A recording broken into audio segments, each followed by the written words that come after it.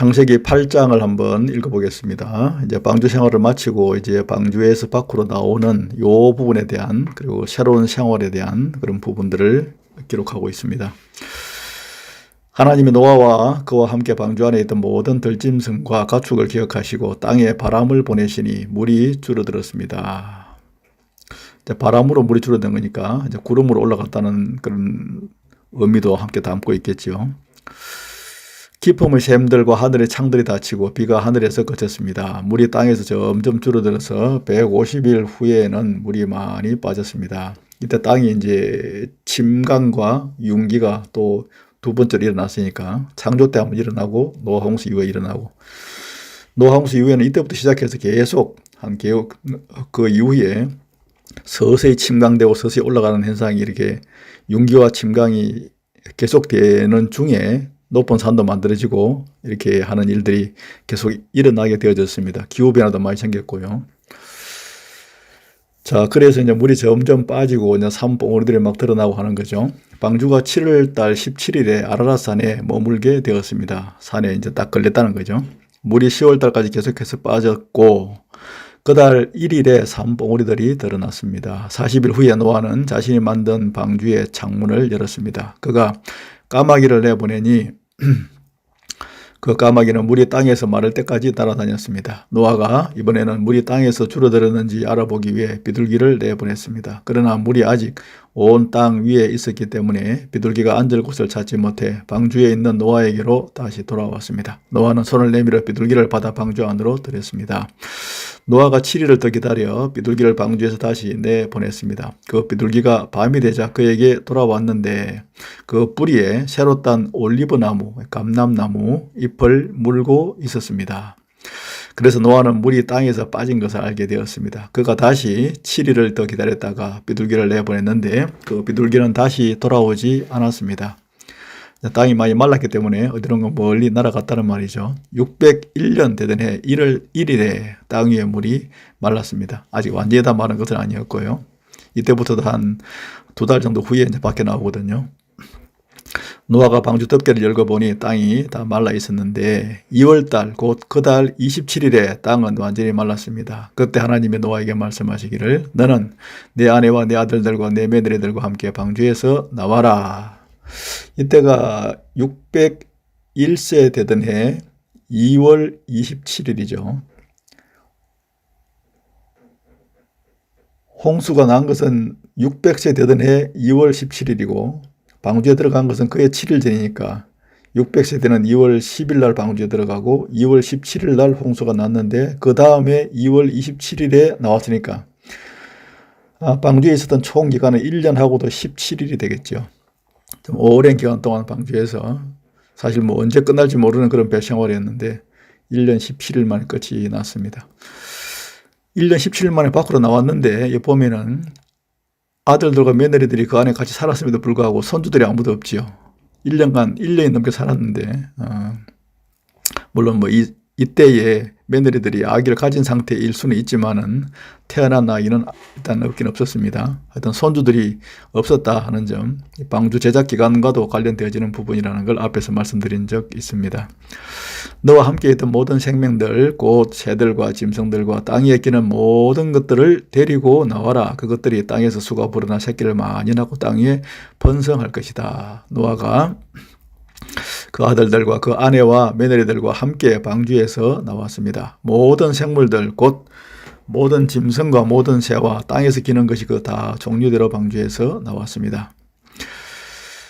노아가 하나님께 제사를 드립니다. 하나님을 위해 제단을 쌓고 정결한 짐승들과 정결한 새들, 이 두 종류는 모두 7쌍씩 태웠죠. 며칠 잡아서 그 제단 위에 번제로 드렸습니다. 여호와께서 그 좋은 향기를 맡으시고 마음속으로 말씀하시기를 내가 다시는 사람으로 인해 땅을 저주하지 않겠다. 이는 사람이 생각하는 것이 어려서부터 다 악하기 때문이다. 저들은 어쩔 수 없다. 저들의 악은 이미 그들의 본성 속에 심어진 것이라서 내가 이걸 다시 내가 버려서 뭐 하겠느냐. 그러니까 지금 하나님께서는 지금 이제 사람들의 죄를 반복적으로 심판하지 않고 한 번에 영원히 해결할 수 있는 대속자를 보내시기로, 그걸 태초부터 계획하셨던 일이지만 이제 그걸 구체적으로 실행하시기로 하나님께서는 이제 마음 마음속에 이제 그걸 계획을 하시고 그걸 이제 시작하시는 거죠. 내가 전에 했던 것처럼 홍수의 방법으로는 다시는 모든 생물을 멸망시키지 않을 것이다. 땅이 존재하는 한 씨 뿌리는 것과 추수하는 것과 추위와 더위와 여름과 겨울과, 이거는 홍수 후에 이제 이거는 나타난 현상입니다. 추위, 더위 이런 것들은 낮과 밤이 그치지 않을 것이다. 하나님의 노아와 그 아들들에게 복을 주시며 말씀하시기를 자녀들을 많이 낳고 번성해 땅에 가득하거라. 지금 이 세 아들들이 지금 홍수 이후에 자녀들을 많이 낳았거든요. 온 땅에 새로운 아담과 하와의 그처럼 조상이 되었잖아요. 그러니까 이들은 불임자들이 임신을 못하는 그런 며느리들이 아니었다고 하는 점, 다시 한번 잘 우리가 기억했으면 좋겠습니다. 2절, 땅의 모든 짐승들과 공중의 모든 새들과 땅에 기는 모든 것들과 바다의 모든 물고기들이 너희를 두려워하고 무서워할 것이다. 이것들을 다 너희 손에 준다. 살아있어 움직이는 모든 것들이 너희의 양식이 될 것이다. 처음으로 이제 육식이 허용됐습니다. 홍수 이전에는 채식이 너희의 양식이 될 것이다. 채소들이 양식이 될 것이다 했는데 이제는 살아있어 움직이는 모든 것이니까 동물, 새, 바다의 물고기 다 되죠. 푸른 채소와 마찬가지로 이 모든 것도 너희에게 양식으로 준다. 그러나 단 살아있어 움직이는 동물들을 먹을 때는 꼭 피가 있는 처럼 먹지는 말아라. 피에는 생명이 있기 때문이다. 만일 너희가 다른 사람의 생명의 피를 흘리게 하면, 다른 사람을 죽이면 반드시 값을 내가 치르도록 할 것이다. 짐승이면 짐승에게, 짐승이 만약에 다른 사람을 갖다가 들이받아 죽이면은 그 짐승을 죽이겠다 이 말이죠. 그 피에 대해 값을 치를 것이며, 사람이 같은 사람의 피를 흘리게 하면 그 사람에게도 그 피에 대해서 값을 치를 것이다. 왜 그러느냐? 내가 나의 형상대로 사람을 만들었기 때문에 누구든지 사람의 피를 흘리면 곧 하나님에게 피를 흘리게 하는 거나 마찬가지라는 거죠. 하나님의 형상이니까 사람은. 그러니까 그 벌을 받아야 된다는 것이죠. 흘리면 사람에 의해 그 피 흘림을 당하도록 내가 할 것이다. 너희는 자녀를 많이 낳아 번성하거라. 땅에서 수가 불어나 땅에서 번성하거라. 그리고 하나님이 노아와 그와 함께 있던 그 아들들에게 말씀하시기를, 보라, 내가 너희와 너희 뒤에 올 모든 너희의 자손들과 한 가지 내가 언약을 세운다. 한 가지 내가 약속을 해주마. 뭐냐 하면, 또한 너희와 함께 있던 모든 생물들과 새와 가축과 모든 들짐승들, 방주에서 나온 땅의 모든 생물들과도 또 똑같이 언약을 세워주는데, 약속을 하나 주는데, 뭐냐 하면, 내가 너희와 언약을 세워 다시는 모든 육체가 홍수로 인해 멸절되지 않을 것이며 다시는 이 땅을 멸망시키는 홍수는 없을 것이다. 앞으로 비는 오겠지만 비가 온다고 해서 이 땅을 멸망시키는 홍수 같은 그런 대홍수는 앞으로는 없을 것이다. 이게 이제 약속입니다. 약속. 너희를, 그러니까 비가 온다고 너무 놀라지 말아라. 앞으로 큰 홍수는 없다 하는 걸 말씀하셨고, 이제 그 말씀만 해가지고 잘 사람들이 못 믿으니까 징표를 하나 주셨는데, 그 징표가 뭐냐면 무지개입니다. 그게 무지개 징표를 주신 것이죠. 하나님 말씀하시기를, 이것이 나와 너희 사이에 그리고 너희와 함께 있는 모든 생물 사이에 대대로 세우는 내 언약의 징표인데, 이것이 이 무지개가 내가 구름 속에다가 내 무지개를 두었으니 그것이 나와 땅 사이에 세우는 언약의 표시가 될 것이다. 내가 땅 위에 구름을 일으켜서 그 속에 무지개가 나타날 때 나와 너 사이에 그리고 모든 종류의 생물들 사이에 세운 내 언약을 기억하겠다. 물이 홍수가 되어 모든 육체를 멸망시키는 일이 다시는 없을 것이다. 무지개를 통해서 그 약속을 다시 한번 표징을 주니 무지개를 보면서 안심해라 하는 것이죠. 홍수 이전에는 물청이 저 공중 높은 곳에 온 지구를 감싸고 있었기 때문에 무지개 현상은 땅에는 나타날 수가 없는 거죠. 그 없어졌기 때문에 홍수 이후에는 이제 무지개라는 현상이 땅에서 나타날 수가 있는 거죠. 이게 물 속을 갖다 이렇게 굴절돼서 갔다가 이게 반사돼서 나오면서 그 무지개가 생기는 거니까, 물청이 있는 저 노아 홍수 이전에는 생길 수가 없다고 보는 것이 맞겠죠. 무지개가 구름 속에 나타나면 나도 그것을 보고 나와 이 땅 위에 그리고 모든 육체 사이에 세운 영원한 언약, 물로 멸망시키지 않겠다는 그 언약을 내가 기억하겠다. 하나님이 노아에게 말씀하시기를, 바로 이것이 나와 이 땅 위에 모든 육체 사이에 세운 내 언약의 표시다. 여러 번 반복해서 지금 말씀하시면서 걱정 마라. 비가 와도 다시는 너희를 멸망시키는 그런 일은 없다. 그리고 무지개를 봐라 하고 안심을 시켜주십니다. 이제 비라고 하는 현상이 이제 그때부터 이제 새롭게 시작되어져서 계속 올 것이기 때문에 홍수 이전에는 비 없었습니다. 무지개 없었고 홍수 이후에 다 생긴 것들입니다. 18절 방주에서 나온 노아의 아들 세 아들들 셈, 함, 야벳인데 함은 가나안의 조상입니다. 지금 가나안 땅의 원주민들이 요 함의 후손들입니다. 함의 후손인 그 가나안의 후손들이죠. 이 가나안 땅은 약속의 땅인데 셈이나 야벳이 차지하지 않고 함이 차지했어요. 그러니까 함이 차지한 땅을 셈의 후손들인 여호수아와 백성들이 쳐들어가서 다 빼앗아버리는 것이 여기 지금 예언대에서 나옵니다. 앞으로 함의 아들이 가나안이었습니다. 그래서 그 족속을 이제 함의 아들 가운데 가나안이 그 지금의 팔레스타인 땅을 갖다가 다 차지하고 살았기 때문에 원주민으로 그 땅을 가나안 땅이라고 하는데 함의 후손들이다 하는 것입니다. 이 세 사람이 노아의 아들들이었고 이들로부터 온 땅의 사람들이 퍼지게 되었습니다. 노아가 홍수 이후에 땅을 일구기 시작해서 포도원을 세웠는데 홍수 이전에도 포도원이 있었다는 말이겠죠. 그가 포도주를 마시고 취해 자기 장막 안에서 벌거벗고 있었을 때 자기 다 큰 성인이 자기 장막 안에서 그 장막은 다 각자 있었으니까 아들들 장막 따로 있고 자기 아버지 노아 장막 따로 있으니까 자기 장막 안에는 임의로 들어가지 못했고 장막 안에서 옷을 입고 있던 아무 그것은 그럴 것이 없는 일이었고 그 당시에 포도주를 마시는 것 자체는 지금 우리가 계명으로 시행하듯이 술 취하지 마라 하고는 하고는 크게 무관한 그런 시대의 그런 하나의 일반적인 그 음식이었기 때문에 포도주를 마시고 취한 상태로 장막 안에서 벌거벗고 있었던 자체가 그렇게 썩 보기 좋은 모습이라거나 도덕적으로 이렇게 권장할 만한 일은 아니지만 그 당시 상황으로 봤을 때 그것이 또 무슨 죄를 짓는 것도 아니었다는 점. 노아가 이제 홍수 이후에 이제 이렇게 술을 한잔 마시고 장막 안에서 이렇게 열이 나니까 벌거벗고 쉬고 있었다는 겁니다. 잘했다는 것은 아니지만 그렇다고 그것이 무슨 큰 죄가 되는 것도 사실은 아니었는데 가나안의 조상인 그 함이 자기 아버지가 벌거벗은 것을 보고는 봤으면은 자기 다른 두 형제처럼 빨리 나가서 덮어를 가져와 덮어드리고 조용히 나왔으면 끝날 일인데 보고는 밖에 나와가지고 다른 두 형제한테 이 사실을 말했습니다. 아버지를 비난했던 것 같아요. 그러자 셈과 야벳은 즉시 그 말을 듣자마자 겉옷을 어깨에 걸치고 뒷걸음으로 들어가서 아버지의 벌거벗은 몸을 덮어주었습니다. 그들은 아버지가 벌거벗은 것을 보지 않으려고 얼굴을 돌렸습니다. 노아가 술이 깨자 자기 작은 아들이 함이 자기에게 한 일을 알게 되었습니다. 그래서 노아가 말하기를 가나안은 저주를 받을 것이다. 아니 함이 지금 잘못했는데 함의 아들인 가나안 같으면 노아를 보면 손자잖아요. 어제 가나안을 갖다 저주한단 말입니까? 함을 저주해야 맞는데. 그래서 여기에서 한 가지 우리가 추정을 해볼 수 있죠. 이 사건은 노아의 손자 가나안이 연관되어 있다.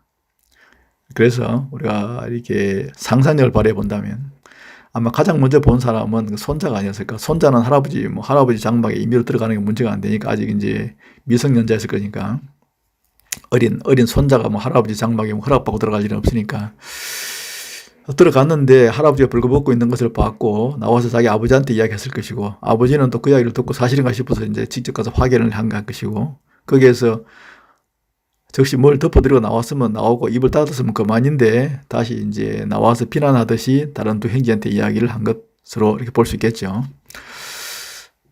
그런데 그렇다고 해서 또 이게 자기 손자를 단지 그 이유만 가지고 이렇게까지 저주를 나중에 보면 이제 그런 종이 될 것이다. 셈의 종이 될 것이다 라는 말까지 하는데 이렇게까지 저주했다는 것은 너무 이렇게 노아가 화가 많이 나 있다는 것을 알 수가 있는데 조금 더 읽어보겠습니다.